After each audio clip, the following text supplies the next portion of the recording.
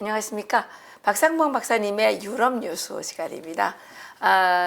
박상봉 박사님께서 지난주 말이었죠. 그 마우바우 S600 풀만 이 차량에 대해서 리버티 코리아 포스트에 기고를 하셨는데 이게 아주 인기가 많았습니다. 주말 내내 뜨겁게 달궜던 뉴스. 다시 한번 박사님으로부터 이 얘기 들어보도록 하겠습니다. 박사님 안녕하세요. 안녕하세요. 지난주에 이것이 일본의 마이니치 신문이 보도했다고 그러죠? 예, 처음에 그렇게 나왔어요. 그래서 김정은이 타고 왔던 4월 27일 날 판문점에 타고 왔던 차량이 방탄 S600 마이바크 풀만 가드라고 하는 차량인데 그 차량은 아주 특수 차량이라는 거죠. 네. 그 길이가 상당히 긴 것 같아요. 길이가 6.5m 그리고 그 무게가 5.1톤입니다. 5.1톤. 그러니까 그 무거워서 그 차량은 160km 정도 시속.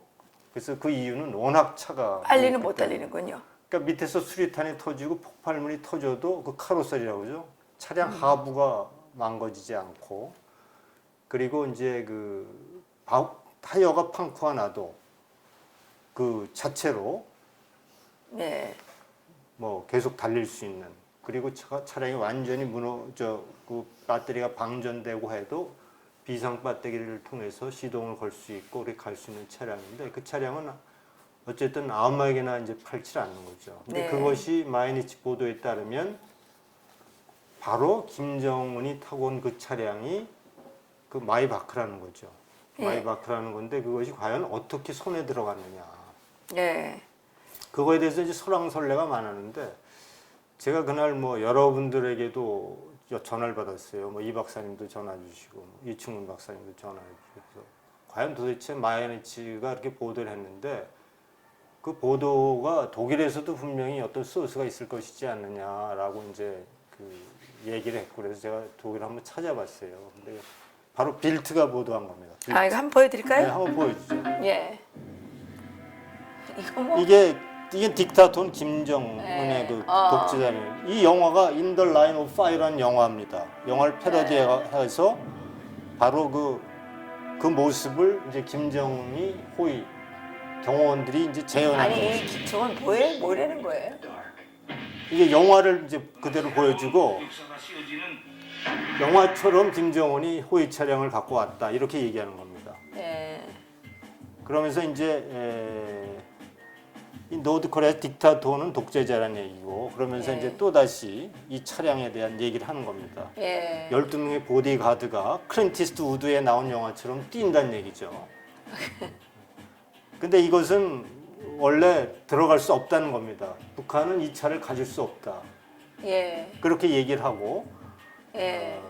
아니 근데 이거 차 타고 가는데 저거 쫓아가려니까 얼마나 힘들어요. 그러니까.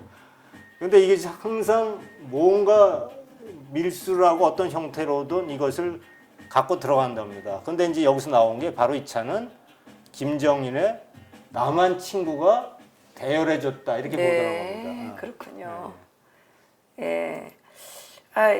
아주 재밌었습니다. 이제 보도가 됐는데 이게 이제 멜제스 벤츠가 이걸 보고 벤츠는 2014년도에 관련 보도를 하면서 15년 전부터 그러니까 2014년에 보고서에서 15년 전부터 북한에 그 벤츠 차량을 수출하지 않았다고 한 겁니다. 그러니까 1999년부터는 북한에 벤츠 차량을 수출하지 않은 거죠.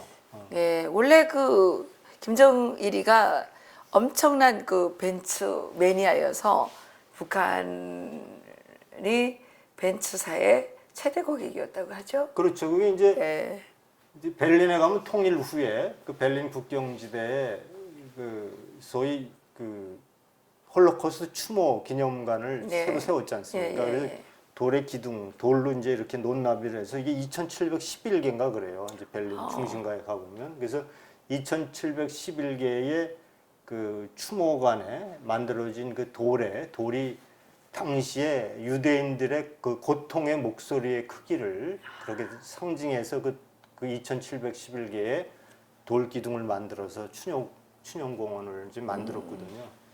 근데 당시에 그거를 만들면서 그때 이제 만들고 개관할 때 그렇게 그때 인권 운동가들이 나와서 그런 얘기를 했습니다. 우리가 이러한 그 홀로코스트를 추모하는 이런 그 이런 자리에서 네. 현재 나치와 같은 잔혹한 정권이 존재하고 있는 북한 정권의 인권 상황을 얘기하지 않는다면 우리 스스로도 부끄러운 일이다. 그렇게 해서 이미 그것과 나치 김정은 정권의 그 인권 침해 사실을 이제 뭐 규탄한 바 있고요. 그리고 벤츠와 관련돼서는 그 주주총회에서 한번 항상 그 북한이 중요한 벤츠의 고객이었거든요. 그렇죠. 1990년대에 주주총회에서 주주들이 그런 얘기를 한 겁니다. 아니 왜 우리가 가장 잔혹한 독재 정권인 김정일 정권에게 벤츠를 팔아야 되느냐? 양심이네요. 그렇죠. 그건 네. 우리가 양심상 도저히 납득하기 어렵다. 그 보면 독일 국민은 상당히 정의로운 부분이 있는 것 같아요. 왜냐하면 이제 나치의 그러한 또 부끄러운 역사도 있고 또 벤츠라고 하는 아주 대표적인 어떤 그렇죠. 자본주의 체제, 소득 예. 경제의 상징과 같은 그러한 차가 예. 벤츠가 아니 그거를 독재자에게 판다는 것이 이제 자존심 도저히 상한다. 자존심 상하는 거죠. 예. 그래서 이제 1999년도에 어쨌든 당시에도 이미 북한이 그런 문제점들이 많았기 때문에 1999년부터 벤츠사는 이제 다임러 벤츠라고 그래요. 우린 벤츠라고 그러지만 독일에서는 벤츠라는 단어를 쓰질 않고 네. 다이물러라고 합니다. 다이물러. 다이물러사가 이제 북한에는 이제 수출하지 않는다. 그렇게 원칙이 정해져 있었군요. 그렇죠. 근데 예. 이제 그 동안에도 계속 들어간 겁니다. 예. 아까도 그 내용이 잠깐 나왔는데 주로 중국이나 러시아를 통해서 예. 어떤 그러니까 이런- 밀수꾼들에 의해서 그러니까 이제 이런 무슨 유령 회사를 그렇죠. 채워가지고 예. 그렇게 해서 이제 들어갔는데 요번에 이제 그 판문점에 나타난 그 차량을 보고는 자기네들이 아무리 조사해봐도 저것이 어떻게 들어가는지 모르겠는데 내가 보기에는 남한의 김정은의 새 친구가 뉴프렌드가 대여해줬다고 이제 보도를 한 겁니다. 김정은의 새 친구면 누굴까요? 판문점에서 이거 손잡은 사람일까요? 뭐 여러 가지 추측이 가능하죠. 근데 남한의 새 친구들이라고 또 복수를 썼어요. 그래요. 그러면 평양에 왔다 갔다 했던 그 5명. 뭐 여러 가지. 그때 왜 3월달에 가서 융숭한 대접을 받고 쩔쩔매던 그분들일까요? 글쎄요. 그러니까 뭐 내가 보기엔 어쨌든 새로운 친구들이라고 하면 예. 뭐 힘있는 권력자들 아니겠습니까? 그러니까 뭐 그럼 뭐 이건희 회장 정도도 살 수가 없다면서요? 이건희 회장 정도 살 수도 없고 그것이 이제 최소 가격이 17억입니다. 그러니까 돈 때문에 못 사는 게 아니라 아니 이건희 회장님 같은 경우에는 돈은 있을 거 아니에요? 근데 이제 그거는 이제 안보 위주기 때문에 그거에 따라 하는 거 주로 국가 원수급으로 그러니까. 정말 안전이 그러면 굉장히 딱 답이 나오네요. 예, 뭐 그건 뭐 상상에 맡기고. 예, 상상에 맡기겠습니다. 그건 딱 답이 나옵니다. 예. 그러니까 한국의 최고 부자 이건희 회장도 살 수 없는 그 차량. 그렇죠. 국가 원수권만 살 수 있는 그 차량을 누구 명의로 사서 근데 그 마이바크는 냈는지. 그 부품 자체가 전략 물자이기 때문에 예. 그 소문 듣기에는 그 차는 폐차할 때까지 관리를 한다. 관리를 해야 된다면서요. 그렇게 해서 그게 정말 그 부품 하나하나가 정말 다른 용도, 군사적 용도로 쓰이지 네. 않도록 관리한다는 걸로 알고 있습니다. 만일에 그게 독일이 김정은에게 팔았다고 그 판명이 되면 독일은 대북 제재를 받아야 돼요. 그러면 팔 수가 없죠. 절대 독일은 안 팝니다. 그 유엔 제재를 받아야 돼요. 유엔 제재를 받아야 되고 절대로 그런 일을 할 수가 없습니다. 독일은. 그래요? 그거는 만약 그러면- 그렇게 된다면 뭐 그 국제 제재도 제재지만 헌법수호청이라든가 아, 거기서 걸립니까? 그럼 거기서 다 제재를 하기 예. 때문에 그러면 남한의 새 친구가 사줬는데 남한의 새 친구. 이거는 대북 제재에 유엔 제재에 걸리지 않나요? 아, 걸리죠. 당연히 개인에 대한 제재가 만약에 그것이 빌트가 보도한 대로 남한의 새 친구가 사줬다고 누군지가 판명이 된다면 하면 제재를 면할 수가 없죠. 대북 제재에 들어가야 되겠네요. 개인에 대한 제재가 그러니까 그 세컨더리 보이콧. 그렇죠. 거기에 대고 이제 네. 만약 그것이 국가 차원에서 했다면 국가가 제재를 받을 것이고 개인이 네. 했다면 개인이 제재를 받는 겁니다. 아니, 그 개인은 왜 해외를 여행할 수도 없고 해외에 송금할 수도 없고 그런 제재를 받을 수가 없고. 빨리 걸어놔야 되겠네요. 그러니까 이제 그 증거를 찾느라고 열심히 하겠죠. 네, 그렇군요. 그 아까 보십시오. 그 클린티스가 뛰던 그것이 예. 영화의 한 장면이거든요. 예, 예, 예. 근데 그걸 보면서 그 영화와 함께 12명이 김정은의 마이바흐 차량을 호위하는 걸 보면서 그 안에 어떤 의미가 들어있을까요? 김정은이가 클린티스트가 나온 영화를 흉내내고 있다. 예, 하는 그렇죠. 그런 네. 어떻게 보면 좀 시대적 착오적 그러한 모습다 이라는 걸 그렇죠. 이제 그 안에 담는 것이 아닌가 생각이 듭니다. 예, 박사님, 어제 이제 오늘 아침 새벽입니다. 네. 트럼프 대통령께서 이란과의 그 전쟁, 예, 예. 그 전쟁이나 같죠. 예. 이 이란 핵 합의를 파기했잖아요. 폐기했죠. 핵협정. 예. 2015년도죠. 2015년도에 안보리 상임이사국하고 독일하고 그래서 핵협정을 체결했습니다. 예. 그런데 이제 이번에 이제 이스라엘이 테헤란에 급습해서 핵 관련 서류들을 압수한 것을 보면 이란이 핵을 계속 그럼에도 개발하고 있다는 것이 이제 밝혀진과 동시에 예. 이제 그때부터 이제 핵 폐기할 것이다. 라는 얘기가 나왔는데 오늘 이제 폐기를 했죠. 예, 예, 예. 이제 그 독일의 이제 타츠라고 하는 신문입니다. 타츠라고 하는 신문은 독일에서 우리나라로 치면 뭐라 할 거야? 한겨레 신문? 아, 그러니까 독일에서 상당히 가장 자익적이네. 진보적인 신문이 이제 이런 보도를 한 겁니다. 이렇게 얘기한 거예요. 이건 뭐 우리로서는 좀 불리한 건데요. 이란은 지금 이란을 둘러싼 주변국들, 이스라엘뿐만 아니라 사우디아라비아도 강력한 대이란 예. 제재, 전쟁까지 불사하는 정도로 미국의 정책에 동조하고 있습니다. 예. 그렇기 때문에 미국의 입장에서는 이란을 다루기가 좋은 거죠. 근데 남한의 경우는 북한을 둘러싼 중국, 러시아, 예. 거기다가 남한조차도 북한을 두둔하는 그런 모습이 비춰지기 때문에 미국의 입장에서는 상당히 작전하기 어렵다는 겁니다. 아, 예. 그와 더불어 미국의 여론을 볼 때 이제 그 핵 협정을 폐기하는 것은 어쨌든 뭐 이란이 어떤 꼼수를 쳤든 간에 별로 안 네. 좋은 모습을 보인다는 거예요. 그래서 그것을 무마하기 위해서 북한과 핵협정을 가능하면 체결하려고 노력한다는 겁니다. 아. 체결해 놓고 이란에 대해서는 강력한 전쟁까지. 아, 그러니까 어떻게 보면 이란 핵 협정이 잘못된 협정이라는 것을 보여주기 위해서도 트럼프 대통령은 미국 정상회담에서 핵 합의를 확실하게 이뤄내야 되겠군요. 그런 모습도 딜레마가 있고, 있네요. 예. 그렇죠. 그래서 일단 이란부터 강력히 조진다는 거죠. 예. 그리고 이제 그러니까 이제 이란을 봐라.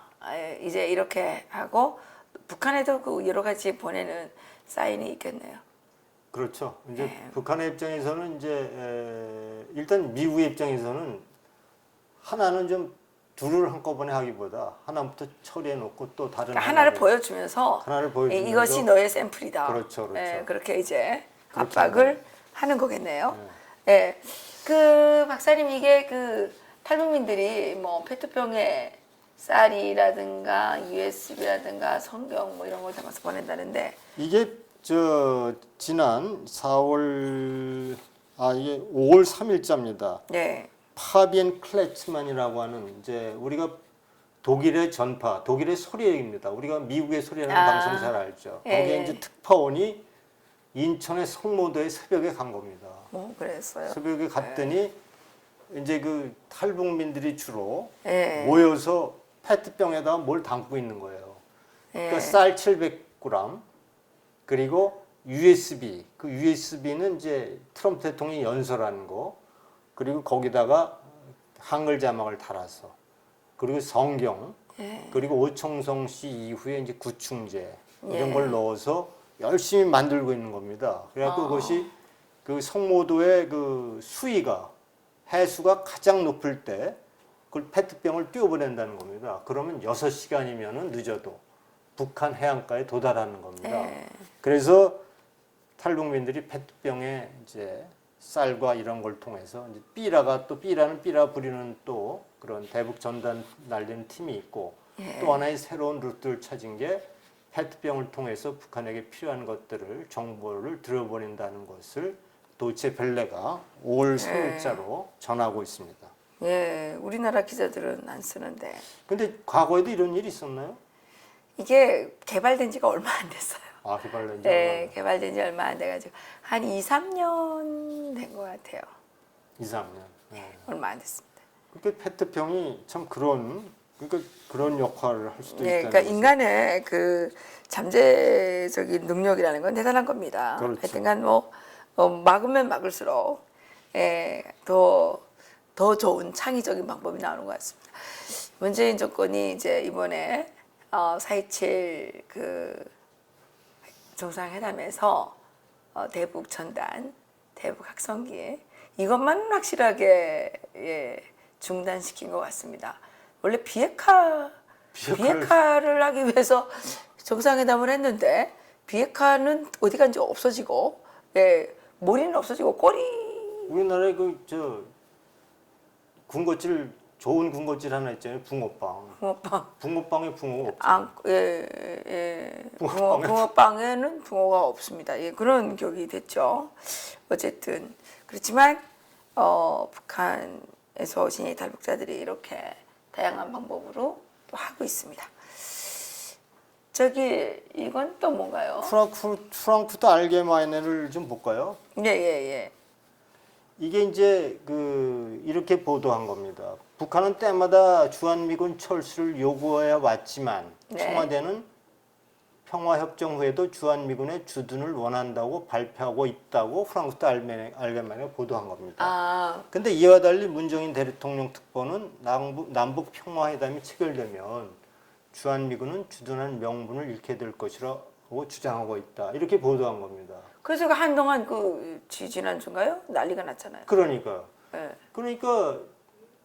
아니 그것이 문정인 교수의 개인적인 자꾸 견해라고 자꾸 얘기를 하고 있지만 정말 그것이 청와대의 뜻이 아니라고 한다면 특보를 해임하면 되는 거 아닙니까? 아니 근데 그 개인적인 얘기를 특보 자격을 내려놓고 하면 개인적인 얘기가 되겠지만 그렇죠.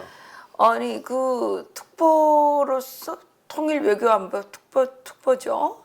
특보의 자격을 가지고 계속 그것도 공식적인 언론에다가 플레이를 하는 것을 개인적인 의견이라고 보기는 어렵죠.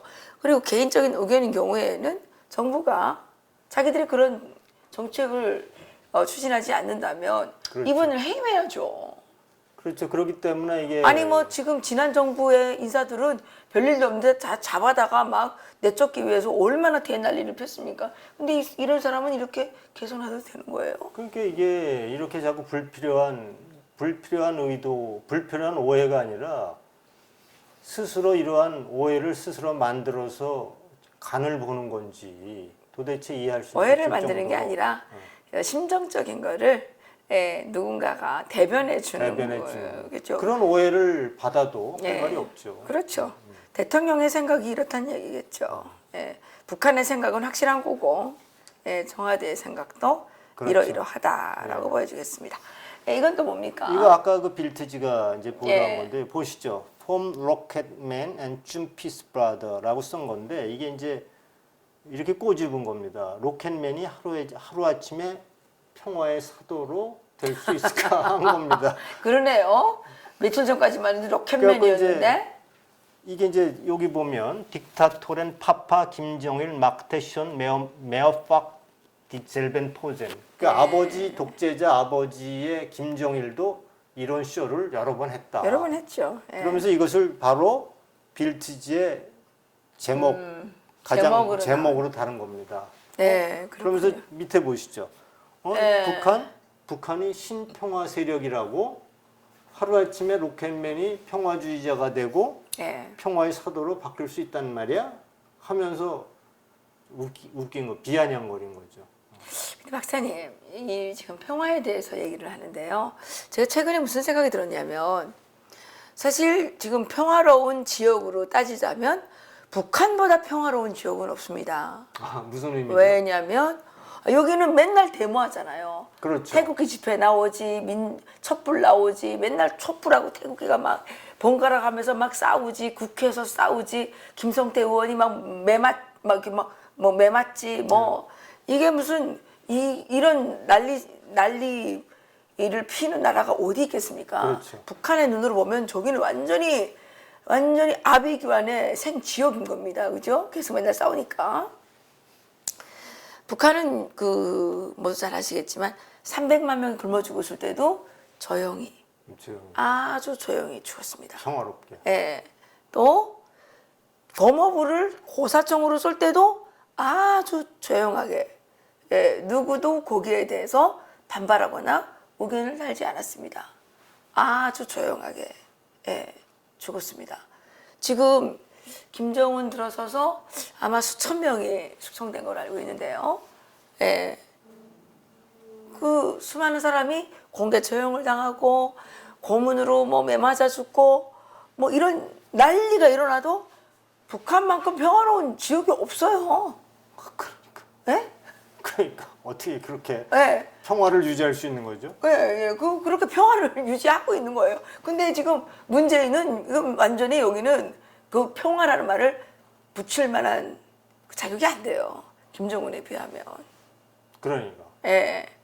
근데 지금 문재인도 따라하는 것 같아요. 여기도 지금 집값 오르지, 실업률 오르지, 빚진 사람들이 늘어나지, 지금 아우성이지 않습니까? 최근에 어떤 분이 이런 전화를 왔는데 곡소리가 납니다. 이렇게. 그런데 평화롭습니다. 맨날 지지율 80%. 80%. 김정은도 100%죠. 네. 김정일 300만 명 굶어 죽을 때도 김정일 지지율 99.9%. 네. 과거 나치 시대 히틀러가 예. 유태인 600만 명 살해할 때 네. 독자적으로 했을 것 같아요. 국민들의 박수 받고 했을 것 같아요. 그러니까 평화롭게 했겠죠. 국민들의 박수 받고 한 겁니다. 그러니까 평화롭게. 네, 그러니까. 아주 평화롭게. 다 조작해서. 네, 아주 평화롭게. 그래서 문틀러라고 부르나 봐요. 문틀러. 문정은이라고 불러요. 김재인. 김재인이라고 불러요. 넘어갈까요? 다음 한번 볼까요? 이거 뭡니까? 이게 이제 뉴찌리 신문이죠. 이건 이제 뉴찌리, 스위스에서 발간되는 신문이고요. 북한이 미국이 거짓말을 하고 있다고 보도한 겁니다. 북한 외무성이 미국이 거짓말을 하고 있는데 북한이 남북 및 미국 정상회담에 임하게 된 것은 국제사회 대북 제재나 압박 때문이 아니고 북한이 스스로 평화를 원하기 때문에 나선 것이다. 그리고 미국을 향해서 북한을 약소국, 약한 자라고 매도하지 말라고 했다는 내용을 이제 뉴찌리 신문이 5월 6일자 보도를 한 겁니다. 그렇지만 미국은 북한이 CVRD를 실현하는 것이고 미국의 목적은 그때까지 대북 제재를 결코 완화하지 않을 것이다라고 보도하고 있습니다. 평화를 원할 필요도 없잖아요. 원래 평화로운데 뭐 평화를 원합니까? 그러니까 북한이 미국이 거짓말을 하고 있다고 이제 보도를 이제 그대로 보도합니다. 평화를 원할 필요가 없는데요. 워낙 평화스럽죠. 네, 하여튼 세상은 너무 코미디 같습니다. 여긴 또 뭡니까? 이게 이제 디벨트가 이제 5월 5일자로 보도하고 있는데 요거는 이제 조금 우리가 좀 생각을 하면서 이제 좀 해설을 해야 될 텐데요. 네. 김정인의 홍위병들이 무엇인가 최근의 상황 속에서 불길한 징조를 느낀다는 겁니다. 아, 그래요. 그 이유는 왜냐하면 지금 북한 주민들은 더 이상 추운 겨울을 나고 싶지 않다는 거예요. 그리고 배고프게 살지 않고 그냥 정말 따뜻한 곳에서 먹을 거 걱정 없이 살고 싶다는 거예요. 그 간부들도 이제 지쳤다는 거예요. 그렇죠. 지쳤고 이제 좀 편안한 생활을 좀 그렇죠. 하고 싶다는 것이 그렇죠. 바로 그것이 이제 그 북한사의 모습인데 그렇죠. 그래서 중국식 변화를 김정은도 하고 싶다는 겁니다. 네. 김정은도 하고 싶고 그런데 네. 북한은 이미 지난 70년 동안 인민을 통치하고 인민과의 연결고리를 뭘로 했냐면 70년 동안 전쟁이라는 겁니다. 예.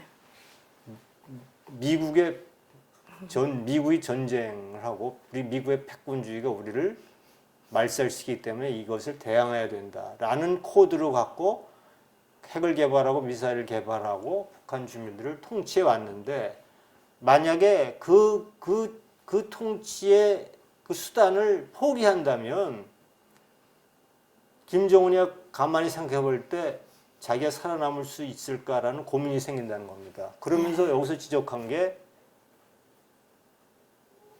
이렇게 얘기합니다. 차우체스크, 루마니아 차우체스크나 알바니아의 호자 이런 사람들은 바로 그렇게 개혁의 요구가 있을 때 자유의 틈을 조금 보여줬다는 겁니다. 두 사람은. 이 두 사람이 아주 비참한 최후를 맞았다는 것을 김정은이 안다는 거예요. 그러니까 김정은이도 중국식 개혁을 나가고 싶고 평화로 나가고 싶지만 되돌아보니까 차우체스크도 그렇고 그리고 호자도 그렇고 비참한 죽음을 맞은 역사적인 전례를 보고 두렵다는 거예요. 그리고 심지어 호네카 다음에 에곤 크렌치거든요. 동독에. 그리고 고르바초프조차도 그러한 요구 때의 개방과 개혁에 조금의 틈을 주었던 그 지도자들도 역적이 됐다는 겁니다. 고르바초프도 소련에서는 소비에트 연방을 해체시킨 배신자라고 이제 본다는 거죠. 이런 걸 볼 때 김정은이가 하고 싶어도 못 한다는 거죠. 그렇죠. 그럼 안 하려니 미국 때문에 죽겠고 하려니 북한 주민이 잡아먹을 것 같고. 그러니까 김정은이 살 길은 망명하는 거예요. 그래갖고 결국은 디벨트가 이렇게 고민하는 진퇴양난에 빠진 김정은이는 결국 그렇죠. 핵을 포기하는 결단을 내리지 못할 못하죠. 것이다. 이런 보도를 디벨트가 하는 겁니다. 제가 보기에는 그 96년도에 브라질 망명 여권을 만들었을 때 그때 갔어야 돼요. 그때 나이도 어리고. 그렇죠. 그러면 세계를 향해서 자기 희망을 펼칠 수가 있었는데 이게 김정은은 김대중을 원망해야 돼요. 그 햇볕 정책 해가지고 망명도 못하게 하고. 그 디벨트의 또 하나의 그 보도 분석이 또 흥미로운데요. 마오쩌둥이 모택동이 그 중국식 변화가 대안이 될 수 있지만 중국식 변화만 해도 중국이 마오 숭배를 포기하고 개혁에 나설 당시만 해도 홍콩이나 대만이 잘 사는 나라였지만 중국의 공산주의를 대체할 만한 정도의 세력이 아니었다는 그렇죠. 거예요. 너무 작았잖아요. 작았다는 거예요. 근데 여기 지금 남한은 인구가 5천만이에요. 그런데 지금 김정은이 삐걱하면 남한이라는 사회가 큰 사회가 김정은을 빨아들일 수 있는 그런 정도로 크기 때문에 김정은은 개혁을 하고 싶어도 못한다는 거예요. 그리고 지금 탈북자가 여기 와서 자유민주주의 시장경제를 깨달은 탈북자가 지금 몇만이 되지 않습니까? 그렇죠. 근데 사실은 김정은 체제의 최대 위협은 미국이 아닙니다. 남한도 아닙니다. 사실은 본인이 북한 주민들 자체입니다. 그래서 지난번에도 우리 한번 얘기했지만 북한은 그것도 디벨트인가요? 독일 언론이지만 북한은 핵을 포기하던, 안 하든 핵을 안 하던, 죽을 수밖에 없다. 결국은 심은 대로 거두리라.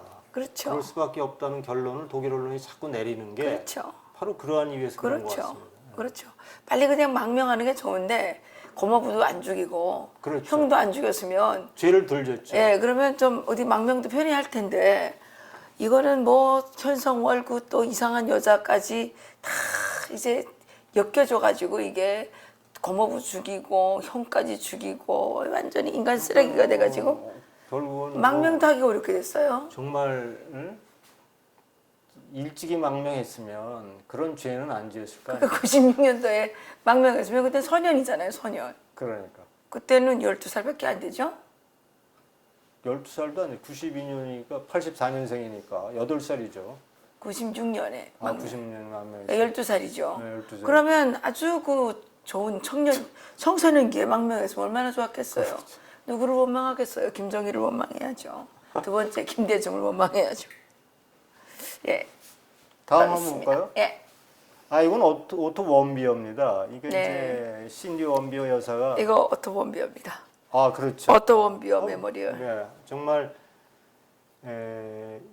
어머니가 직접 유엔에 가서 인권 세미나에 가서 정말 울부짖은 겁니다. 네. 정말 최근에 돌아가는 이러한 그 남북 정상회담 이런 것을 보면서 정말 아들의 죽음을 절대로 네. 헛되이 할 수 없다. 유엔의 인권 세미나, 인권위원회가 네. 이러한 아들의 죽음이 헛되지 않도록 북한의 인권 문제. 그래서 이제 우리 남북 정상회담에도 우리가 뭐 여러 인권 단체가 의제로 인권을 좀 얘기해달라 얘기하지 않았습니까? 네, 당연히 결국은 해야죠. 뭐 청와대가 공식적으로 인권을 얘기할 수 없다라고 얘기했다고 하는 걸 그게 보면 전부입니까? 참 그거는 참 실망이고요. 인권 변호사가 자격이 너무 없어요. 아, 그렇고 이제 북한은 이제 미국은 이번에 이제 어쨌든 폼페오가 또 두 번째 갔으니까 아, 3명 3명을 데리고 온다고 찾아가지고 갈 것 같아요. 올 것 같죠? 그 다 한국계 미국인들 아닙니까? 글쎄요. 김동철. 한국 같으면 포기했을 것 같은데. 그러니까요. 예, 자기 거기다가 뭐 또 일본인 납치자 문제도 이제 거론한다고 예, 예, 맞습니다.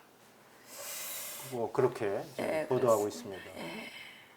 그것과 함께 예, 한번 보실까요? 그 해설을 코앞에 예, 해설 잠깐 보시면 인권 침해를 막기 위한 방법은 네이밍 앤 쉐이밍이에요. 알리고 창피 주는 거거든요. 아, 예, 그러니까 너는 이런 놈이야. 너는 북한 너는 이런 인권 침해를 하고 있었는 것을 공표함으로써 창피해서 스스로를 못하도록 해야 되는 거라는 거죠. 예, 그들에게 아무리 요구하고 선의를 우리가 기대한다고 독재자의 인권 침해가 절대로 개선되지 개선되지 않는다. 않는다. 그들에게 적극적으로 그 인권 침해의 예, 때와 장소와 형태와 범죄 행위들, 고문이고 이런 것들을 정확히 알리고 공표함을 해서 스스로 부끄럽게 때문에 그걸 못하게 하는 방법이 인권 문제를 해결하는 예, 그것이 이제 인권 문제를 다루는 전문가들의 얘기입니다. 네, 그렇습니다. 그 다음에 죄송합니다. 볼까요? 이게 메아포라고 하는 독일의 이제 매체, 인터넷 매체가 보도한 건데요. 우리가 최근 보도한 거 보면 북한이 한국의 소비자 보호를 뭐 해킹했다고 그러죠. 그래요. 근데 이거는 지금 5월 3일자 봅니다. 예, 유엔을 해킹했어요. 아, 유엔에 대북 제재위원회가 있거든요. 유엔에 네. 제재위원회가 있는데 이거는 한국에서 그것도 나오지 안 했죠. 안 나왔어요. 안 했죠. 요거는 따로 뽑아서 네. 특정으로 올릴게요. 그렇게 하세요. 그래서 예, 북한이 해킹 혐의를 부인하고 있는데 북한은 한 번도 유엔의 안보리가 핵과 미사일 포 프로그램 때문에 제재를 하고 있는데 그 제재위원회를 들어가서 해킹을 하고 있다는 겁니다. 그리고 미국을 보고 유언비어를 퍼뜨리지 말고 현재 무르익고 있는 한반도 문제의 외교적 해결에 집중하라고 역공을 펼치고 있는 그런 상황입니다. 이거는 뭐 북한이 해킹했다는 걸 자기들로 알려주는 거네요. 그렇죠. 이렇게 한편으로는 손을 내밀고 판문점에서 평화 수요를 벌리고 있지만 네. 다른 한편은 감히 유엔까지 해킹하는 또 해킹해놓고 아니래요 또. 아니면 말고식으로. 예. 이러한 정말 이중적인 행태를 보이는 것이 북한의 오늘의 상황이다 이렇게 볼 수 있습니다. 그렇군요.